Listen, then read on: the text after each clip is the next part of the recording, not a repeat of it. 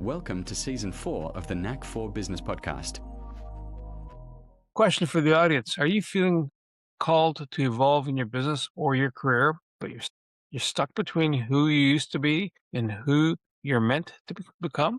That's what our guest will dive into today. She'll share how conscious reinvention helps you realign your work with your purpose without burning everything down or starting over from scratch. If you're ready to build a solid, more soul-aligned, fulfilling next chapter, stick around with us and lean into this conversation. Our guest today is Camille Miller from Soul Professional Movement.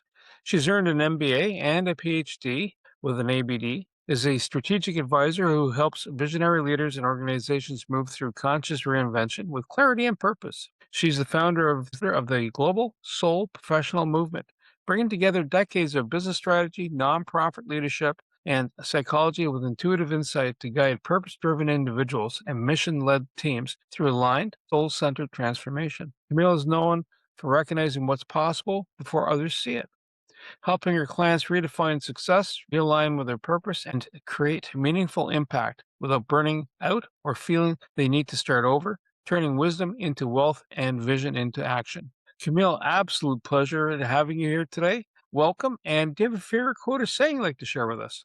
Favorite quote. Well, I have one that I have right in front of me. I don't know who said it, though. It said, "What if it turns out way better than you could have imagined?" It's more of a question that I put there in front of me. It's not a quote. Powerful.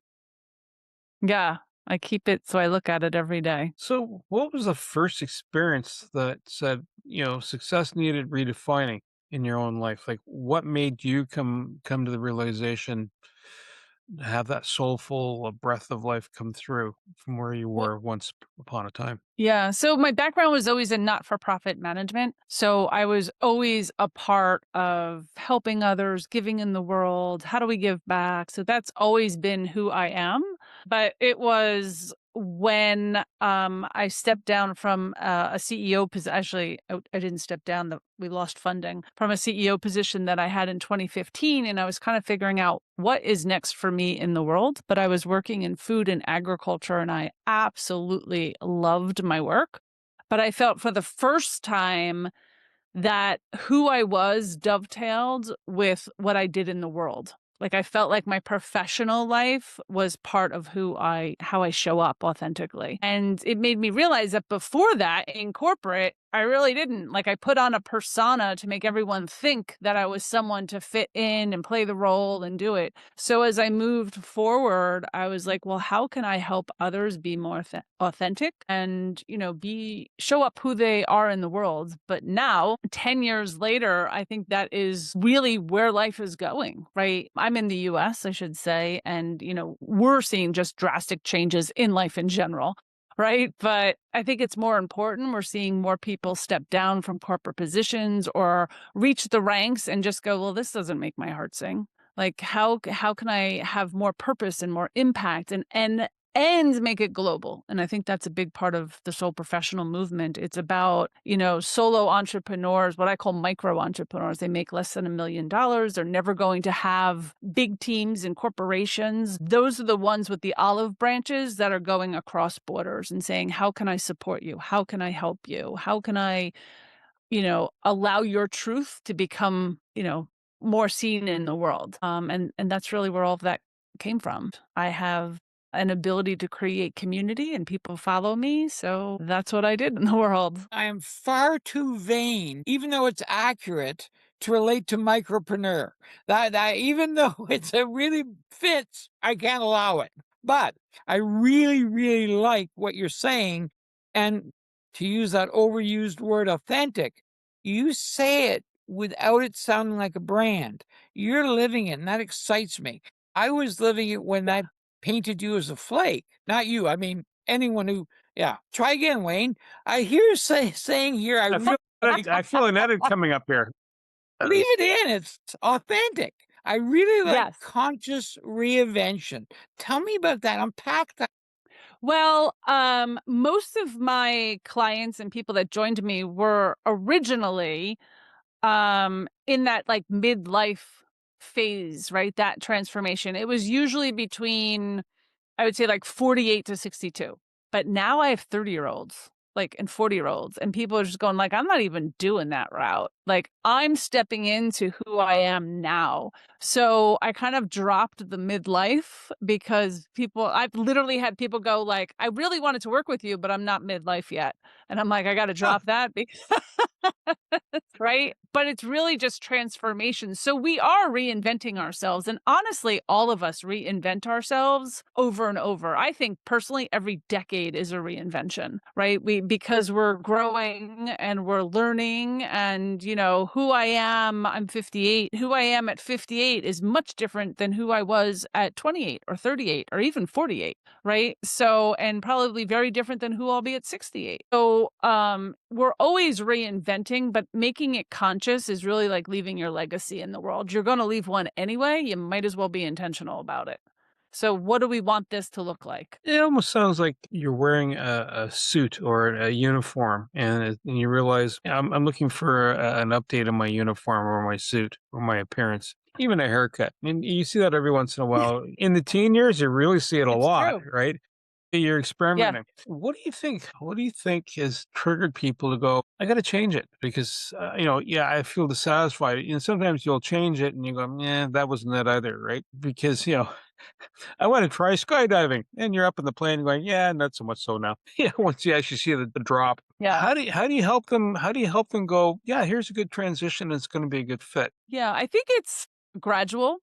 And I think when people are in a space where it doesn't feel good, they know it doesn't feel good, or they're like, I know I'm meant for bigger things, or I'd really like to do this in the world. So they start to explore it. I think that's how it starts, right? I help people more.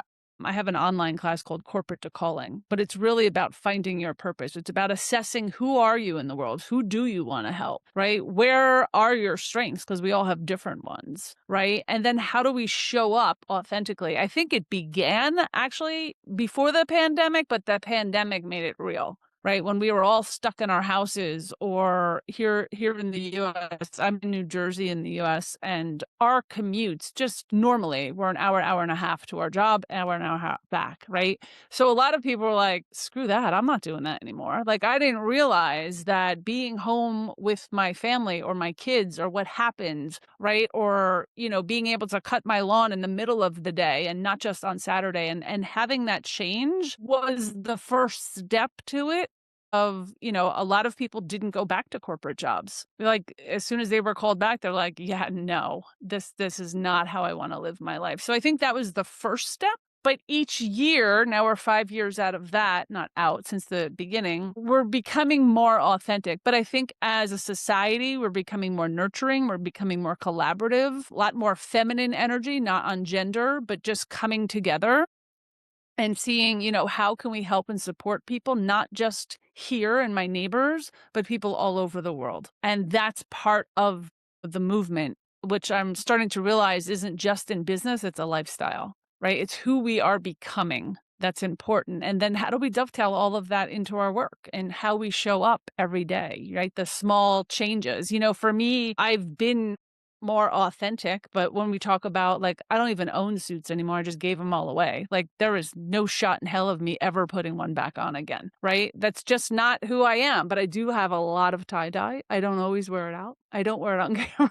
but I love tie-dye. But also, like, I don't dye my hair anymore. I was like, I'm going gray. You know why? Because that's who I am. I'm 58 years old. My hair's gray. I don't give, right? So it's just showing up with who I am in the world and being proud. But I believe everyone is doing that, so I'm just leading the movement going, yeah, we can do this. We can do it better. Knowing your strengths in the world, right? Your unique genius. I don't believe in competition because each one of us are different. So how are we showing up in a way that when people need your services or kindness, that they know that you're the person they need, right? It's being authentic.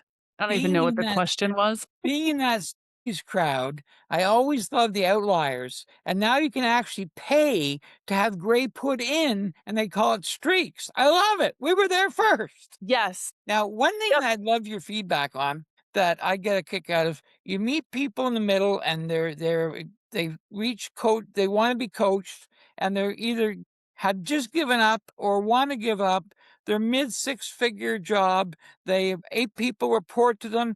They run a division, maybe $5 million. And they say, I want to go make salad bowls. And you go, really? Salad bowls? I understand woodworking, but is that really the best use of your gifting? How do you talk about burning it down? How do you keep them from going into that crafter mentality where they're not using their skills, they're just escaping? And that's my goofy question for the So, day, honest. yeah. So if you want to make salad bowls, you go make salad bowls, right? Because, well, when I work with someone, we're assessing how are you showing up, right? But most people, you can actually trace back who they were to their childhood because you always show up authentically all of your life. You just didn't think you could make money doing that. So school or society has put you in this other place, right? But it's really not who we are. So it's how are we showing up? It's just like when my kids get out of college, I've kind of allowed them to wander in their 20s and I try to support them because I was like, whatever you studied may be it, but it may not be. And you didn't learn everything that you needed to know because you don't learn it until you get out of school, right? So, and I have 3 kids and one stayed in their lane. The other 2, like 360s, like totally just went in other directions. And they're like, what do I do? And I was like, so go back to school. Like, go study that, right? Because it's our lives that put us in situations that we know. Like, I ended up in the not-for-profit world. I had a psychology degree and hated counseling, right? Came out with the counseling psychology and I was like, there is no shot in hell of me doing this. I hate it. And I volunteered my time at a nonprofit and someone said, they pay people to actually do nonprofit work. I was like, are you shitting me? So I applied for the job, got it, and that was my career for decades. So, and I would have never studied that in school. I didn't even know that was a thing, right? And you don't know what's a thing until you're there, or you don't know that it makes your heart sing until you're doing it. So it's really just being conscious of what you like to do in the world. Like, I always say, this is my big question I always ask. If you were to win the lottery today, what would you get up and do tomorrow, right? If money's not your motivator, what would you get up and do? And if you say, I'm going to quit my job, you are not in alignment. So that's a really important answer. And my father told me that or asked me that question when I was a teenager. So it's something that has always guided me. When you are a person who's going through life, and sometimes it's called scope creep, doing project management. I'm here and is veering off from where here is in my happy spot. So over Yeah. time, the first months or years, yeah, not so bad. And then 20 years in, you go, something's not right. What are the tells? What are the indicators that someone should be going, hang on, let's put the brakes on for a second. Let's reevaluate. Whether it's salad bowls as the end result, or maybe I'll just get into sorting out wood and not making the salad bowl, but and then balancing it out with what will sustain me at the same time. So finding something I like to do and something that can keep me going, and not necessarily make the million plus club, but just sustain business. Yeah. Tell us.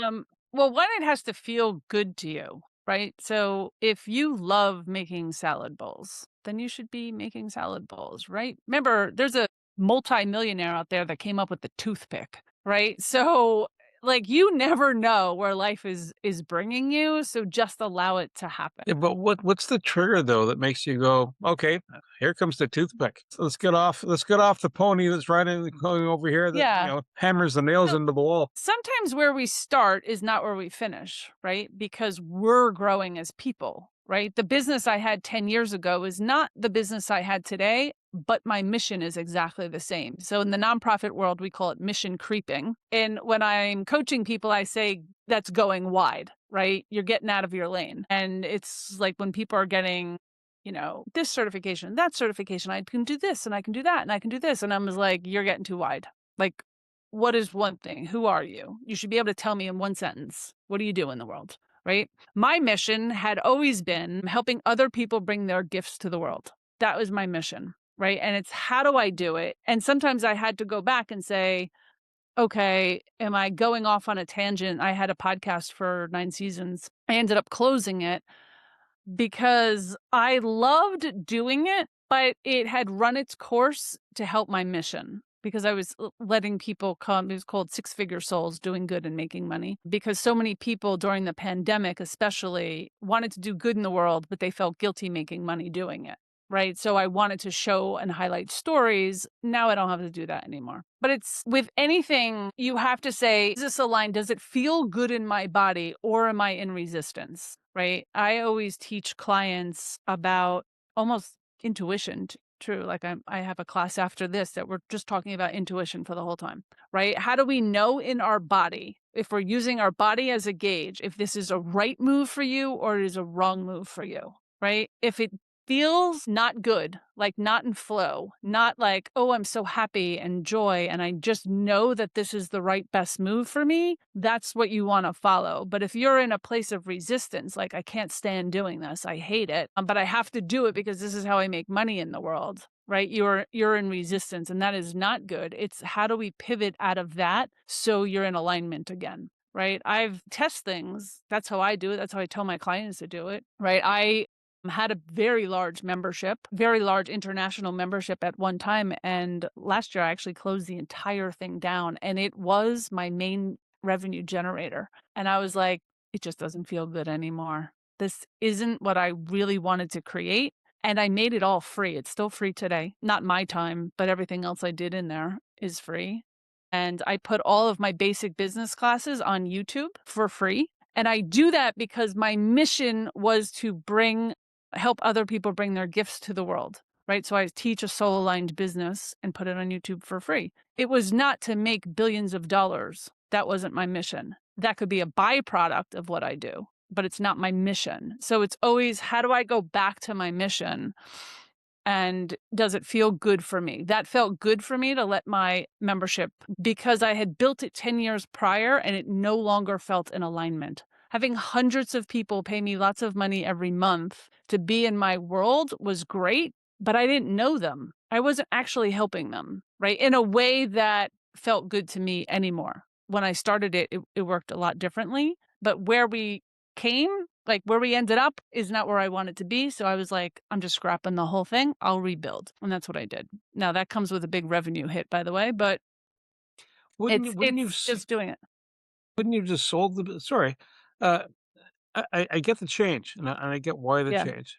Wouldn't you have just sold the business intact to someone else that would have aligned to them? Yes. As an option, and this is just me. For some left people, field. that could have been an option. It was not my option because I own the Soul Professional brand, and it's not where I wanted it to go. So I deconstructed it. So I will create it so it is the brand I want it to be before I spin it off. Or I have no plans of spinning it off yet, but I will build that brand back up how I want that brand to be, which is more global and more collaborative now. Well, sounds like a little origami moment happening here. It's the same piece of paper, just it's something new. Yeah, I'm refolding it. Yeah. But the brand, I mean, we could talk about brand all day. I really wanted the brand to show up differently. So yeah, that was a part of it. In your messaging, it's Camille L. Miller, Soul Professional, and both soul and professional are both capitalized. And I'm interested in soul can be several things and has different meanings to different people, some divine, some secular. Where's soul professional in your mind? Okay. Well, soul professional is actually a trademarked word, and that's why they're both capitalized. And we define a soul professional as someone who lives in a higher vibration, has an alternative approach to business, and is here to help repair the world. And there's a whole movement behind it. You can sign a pledge to be a good global citizen. And there's over 10,000 people in 30 countries that are a part of it. Yeah. So Congratulations. it's pretty cool. And it's all free. Congratulations. It almost sounds, as we've discussed this, and as we're going along, and then again, basically do good, but do good that feels good to you also. So it almost sounds like what a non-for-profit does. Is that kind of is that kind of the genesis then from Soul Professional? Yes. Yeah, it was actually designed just like a nonprofit. Because that was my roots. Yep. Right. I have an advisory board and a leadership team. Everyone's volunteer that works. We do accept donations if you want to help with the movement. It's not a 501c3. So it's not a legal nonprofit entity. And I did that on purpose because, at least in the United States, I don't know about international nonprofits, as I only specialized in the United States. I chose very consciously not to make it a nonprofit, but a business that gave back. So I could choose how that's done. When you have a nonprofit, you have a board, and me as the founder can be voted out. Mhm.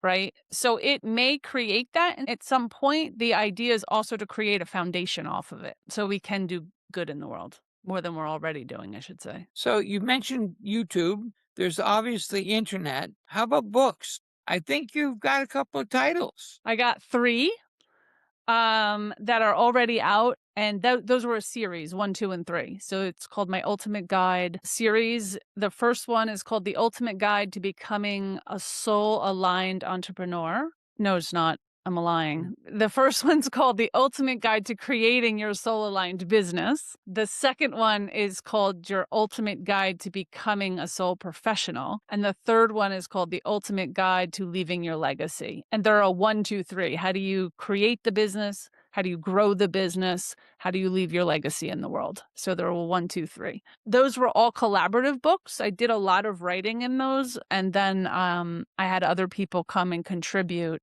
And they were each answering that same question, like how they built their business and then what had to change when they grew their business, and then about leaving their legacy in the world. So that's what's out there right now. I'm writing a solo book right now, that I don't know when it'll be out, probably next year sometime. I'm working with some publishers, deciding what I'm going to do. And that's called The Rise of the Soul Professional. So it's all about the paradigm shift that's happening in the world right now and the movement. So when you're talking about finding the new identity, the new happy spot for you to function at, to someone you're talking to, how do you open the door so that it's not like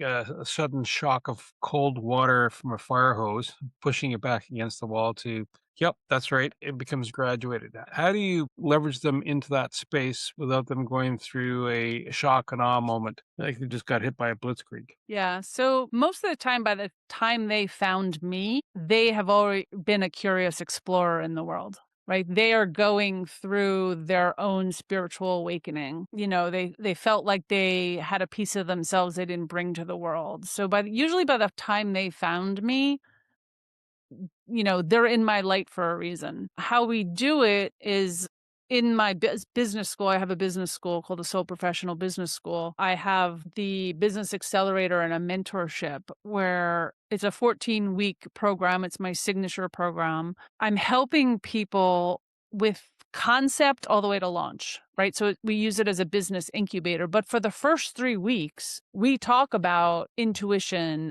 and your skills in the world and who you want to help. Like, we spend 3 weeks deciding who you are in the world and how you're going to show up. And I bring them through a lot of these soul searching exercises before we start the creation of what that looks like. And, those are kind of awakening for many, many people. Yeah. Being a coach, I understand how they can get to you. I really do. One thing that I would like to see is the journey shortened between this is the noise in my head and I'm talking to Camille. What are some cheat sheets or some card decks or some websites or how do you get them from I'm comfortably unhappy to I need to explore quicker? Well, they have to be willing to explore. That's the first thing. A lot of people just sit in their head of this is impossible. People don't do it this way. I'll never make money doing that. Like, they sit in that gunk for a long time. So I have created, I'm trying to think when, maybe last year, because I knew there was a disconnect before they were willing to invest. From the time they're curiously exploring to the time where they're going to invest a lot of money to an incubator. So I created a very inexpensive online course. It originally was expensive, but now it's not. I brought it down to $97. It's called Corporate to Calling, manifesting the life and business of your dream in 15 minutes a day. And every single day for 28 days, you get a 5-minute video from me. And I bring you through a question. I give you the background of why. And over 4 weeks, we design actually all of it.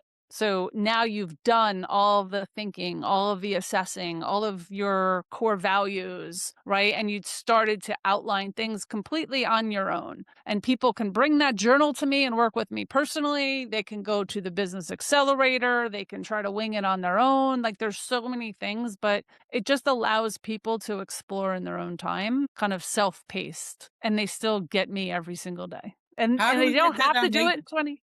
Sorry, go ahead. How do we get that on late night television instead of the steak knives? That's got to be there. I don't want ShamWow. I want you. I would love to have a TV show. You So never know. It'll all come. are you in different, you were doing podcasting before, you Uh, now have courses, you have a couple of spaces that are open for people Yeah. to come in and Yep. communities. What other mediums are you using to reach to people? Do you do live events? Do seminars, webinars, that stuff? So 100% of my brand is word of mouth.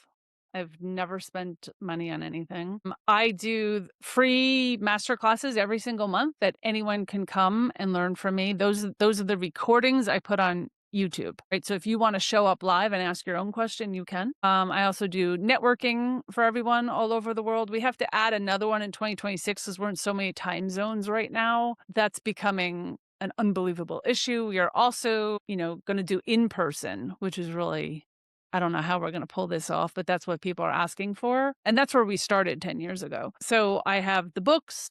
I guest on podcasts. I do 5 or 6 a month guesting on other people's podcasts. I just did a collaboration with a media company here in the United States called Restless Urban. I am their sole adventurer, and I will be writing, just about me. I have a newsletter on LinkedIn that goes out every single week, and that's literally me just writing about what happened this week. And sometimes it's my exploration, it's a realization, it's a client story, it's so many different things. But to keep people thinking, and of course, I'm on shows and stuff like that. So people find me. I also speak a lot. So I've been hired to speak, to teach, to do workshops, retreats. I don't do my own retreats. I don't know if I probably never will. That doesn't bring me joy to lead a retreat. I do what's called soul adventures, though. Anyone want to meet me in Europe and go explore different cultures? I do that once a year in June. Wow. There's a contact we have, and she's in Italy, the Rosetto effect. And that's what it's a lifestyle, right? And it's all about family, et cetera. And you said like it's around 10,000 people that are in that 30 space? countries. Yeah, 30 across countries. 30 countries. Yeah. How do you handle language barriers? Everyone speaks English, and we work on New York time in US dollars. That's just it. Well, that simplified it. Yeah, that's pretty quick and easy. I Yeah. had to figure that out really early. And I also learned that a lot of other people run on New York time. And I asked Well, we people, call and it a lot of Toronto. people are like, we have US bank accounts. And I'm like, so I just happen to live on the East Coast that can manage all of this. Right. So it actually has worked out really beautifully. Excellent. Those of us in other countries call it Eastern Standard Time. It's Yeah. actually the same time, but honest. Yeah. Yeah. Same thing. Everyone speaks English. I'm sure they speak a lot of other language too. We run everything in English. You were given a magic wand and you actually got an opportunity to actually transform how business is done. Not a little, not one at a time, not when it works, but you're actually going to transform the North American business world. We'll say North America because it's one culture. You and I. Go ahead. What does it look like? Collaboration for one, nurturing and honoring people exactly as they are in the world. I think back, I just wrote an article on this. When I grew up in the 80s, there was this greed culture here in the US, right? Gecko. A greed culture. Gordon Right? Gecko. Yeah. So that culture doesn't really exist anymore. I think people are holding on to it. But yesterday was election day here in the US, and I think that wave just passed. But a very, I think times are changing when we're seeing people as global. I always said, like, I raised global citizens, but I wasn't one. I've actually learned more from my children and having to open. And honestly, the pandemic for me was really a gift because I got to jump on Zoom and meet people all over the world, which I still get to do to today. But it kind of opened up and went, oh my God, you're me. You're just over there, right? I'm a single mom, but I see single moms everywhere. So I think not just North America, by the way, I think the whole global world, my hope is that we will become a global nation. I think we have a couple decades to go, but I would love for us to move in that direction. But I do honestly believe that it starts with the sole professional movement. And the idea of it, the first pledge we make is to be a good global citizen and to collaborate over competition, right? To honors people's culture across borders, right? And one of the things we're rolling out is going to be called global conversations. Like, Ooh, what I like that. conversations do we need to be having as micro entrepreneurs that are moving all over the world, right? So that's what we're How do you guide that? Having global conversation, and I get it, right? Like what's happening in your space, what's your point of view, but how do you guide it so that not that you're smarter than the other person, but there's fruit from the labors. It's one thing to realize, everybody over here likes blue cars, everybody over there likes white cars, everybody over there likes green yeah. cars. Whether it's food or whatever it is, and that's regional. But how do you help guide the conversation so that you understand there's a common element Yes. everybody lives, but not Yeah. everybody sees that common element, and sometimes you need someone to shine a light on it. Not in a Yeah. harsh way, not like like a parent to child, but how do you open that eye to see more, so the intuition can drink more from the cup? Yeah. So it's really about putting the right people in a room. So when I talk about global conversations, the way that I actually have a meeting about it tonight. It's putting people from all over the world together. And it's going to be more of a panel discussion where we bring experts in on it, but not just me and you or 3 people or 4 people. Like, I'm talking a panel, and we're going to have bigger discussions. It doesn't have to be politics. It could be culture. It could be food. Spiritual will be a big part of it. Do we all see it in the same way? Quantum physics, just talking about things that we experience as humans and how do we experience them all over the world. Right. So it's not a political show at all. It's just helping people realize that we actually are all the same. And that's pretty much it. In my last job, I ended up encountering a person from another culture, another country. The person was there and doing their thing. Everything's fine, but the pain points that they were experiencing were the same pain points, and it doesn't matter where you're from, whether you're from North America, whatever. I'm just sitting there going, Yes. "Yeah, you know what? You go through that too."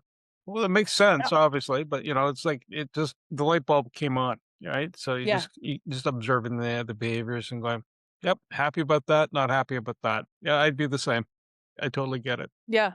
Yeah. And I think the pandemic helped me realize that now that we can, with 24-hour TV and news, you see so much about what's happening around the world. And all of a sudden you're like, oh my God, those people are me.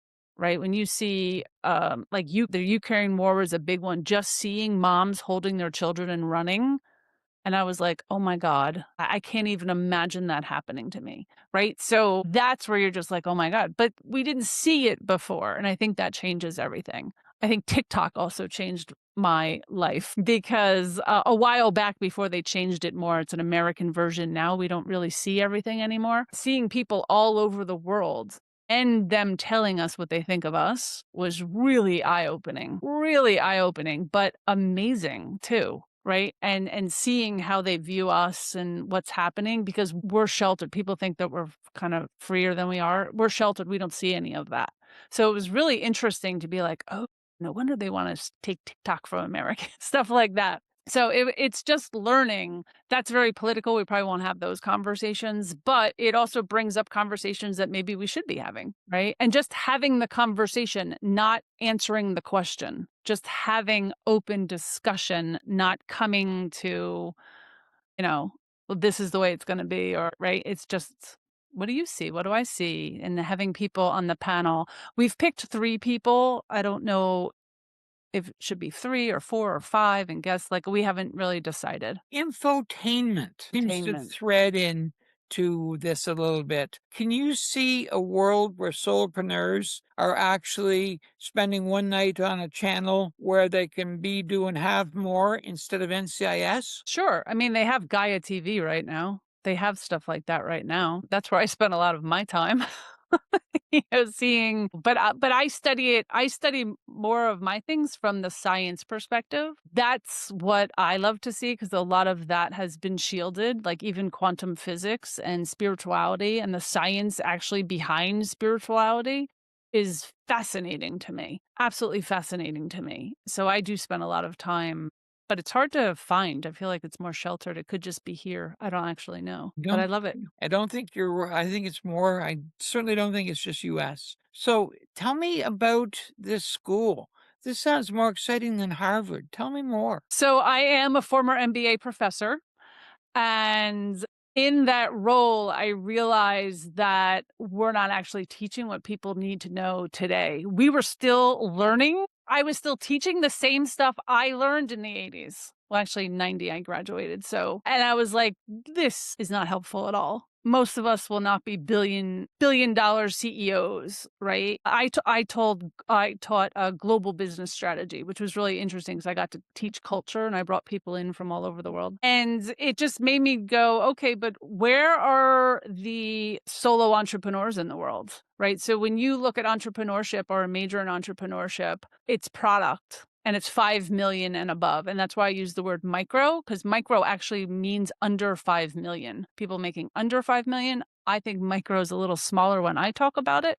But there really isn't anything, even in our education system, at least here in the US, that teaches you to go out on your own and start a business. Nowhere. If you get something in entrepreneurship, it's product, not service. So I was like, we're missing it in the world. Let me bring it here. So in my business accelerator, we literally we take each week to go through like the mission, the vision, the value proposition, branding, messaging, like all the way through client funnels, your writing, how like everything, consumers, everything that I would normally teach, like in the curriculum, but I do it through a soulful lens, right? Like I said, we spend the first 3 weeks talking about you. How does it show up for you? How does it show up in your body? Do you have intuition?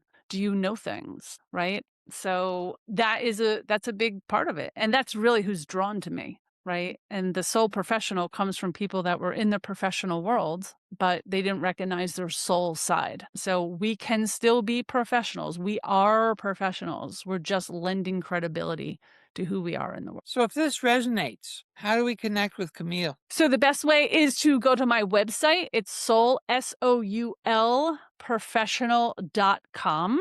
From there, you can pretty much learn about the movement, the business school, me and my personal services, the YouTube channel, everything is from there. You can also link with me on LinkedIn to get that newsletter is actually separate. So that's the only social media I'm really on is LinkedIn. I want to say thank you so much for being here today. You, Wayne Pratt, being the co-host, appreciate it. But more importantly, you, the Knack for Business listeners, we appreciate your time. So Camille supports a lot of people, and some people have followed the right rules for success, and then all of a sudden find out, something's not quite right. And there's something a bit more in life. Well, you know what? If that's your case, and if you're kind of scratching the old noodle here trying to figure things out, reach out to her. She has a lot of different resources that are available, and kind of just take a walk. And it's not on the wild side; it's your side. And don't get exhausted in the process. And that's kind of why you'd want to say hi to Camille. To reach the podcast hosts, email them at info@creativeinsight.com or by the website creativeinsight.com, spelled KREATIVISIGHT.com. To reach Wayne at his email, wayne@motive8u.ca, that is MOTIVE, the numeral 8 and the letter u.ca, or his website, motive8u.ca. If you would like to be a guest on this podcast and share your knowledge, let us know. We would also appreciate your feedback on the content or format. Check the show notes for more details. For these podcasts, we like to acknowledge the support and thanks to the following people. Carl Richards from Podcast Solutions Made Simple, a renowned podcast expert. Fred Crouch, who is the Property Wizard podcaster, where Bernie is a co-host, Jovan Strika from At Hive, a co-working space that is more than just a space, then Melanie Weber, Bernie's invaluable business partner, and Wayne Pratt from Motivate You, Inc., who serves as both a coach and co-host of these podcasts. Disclaimer. Please note that the Knack for Business podcast episodes are meant solely for educational and general informational purposes. The information and opinions contained within are not intended to be professional advice on any subject matter. The thoughts, views, and opinions expressed by the participants are their own personal beliefs and do not represent the views of the podcast hosts or any affiliated organizations. It is important to note that this podcast is not a replacement for consulting with certified experts in your area who possess knowledge of your unique situation. The hosts of the podcast, along with any participants or affiliated groups, do not take responsibility for any actions taken or not taken based on the information presented in this episode. It is highly recommended that individuals seek guidance from their own personal advisors in fields such as accounting, law, or other pertinent areas prior to undertaking any actions or making decisions that may impact their financial, legal, or other aspects of life.